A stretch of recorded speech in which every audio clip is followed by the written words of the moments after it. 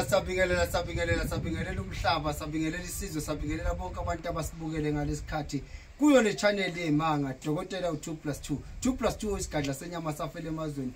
Undaba zabantu ziyakhulumisa, makhuluma kwahlula iphoyisa.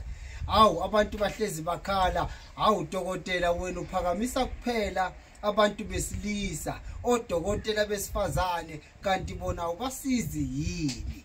Iqalile ke inkathazo. Ngikuphi? Ngise-Jolvet. Ejolvet empunga. Okay, kusempunga la ejolvet la ngikhona. Ngiphethe uMakhosi uSibiya. Yey, nayibona leli. Awuthanda. Nayibona leli. Esikwenze la. Soon siyavula lesikole. Soon siyavula lesikole. Bonke abantu abasejolvet nakuphi kuphi komkhomazi kuphi kuphi bazolithola la kuMakhosi. Hlala kwi-channel yami ungasuki. Okwamanje besakubingelela sithi kuzoba njalo kube njalo kube njalo kube njalo kube njalo. Ngithi ngekuhlale kunje siyobe sibasizela la sekunjalo ke.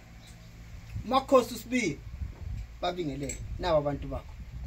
Sanibonani bantu abathandekayo. Namhlanje ngihamba nodokotela omkhulu uDr 2+2.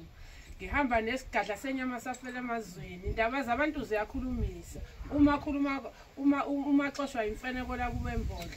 Ukukhuluma kwahlula iphoyisa. Ngihamba nogogo logobilisa kwaSempo. Hayi wangisho. Yabo. Hayi ke niyeza. Mina ngiyayiphekela nje ngalesi sandla, ngiyapheka nje ngifaka ama spice, ngipheke nje ngifaka bese ngiyabusisa isandla sabusisa. Dokotela ungabe ungowesifazane ungowesilisa? Hayi bo, siyakhipha nje thina uMakhosi. Angimakhosi uSibiya khona la empunga ejolvet. Sengohlezi ke nalana ngitholakalayo. Isikhathi esiningi nanoma yini. Sengimkhiphile uzolokho ekhona njalo esiza abantu la.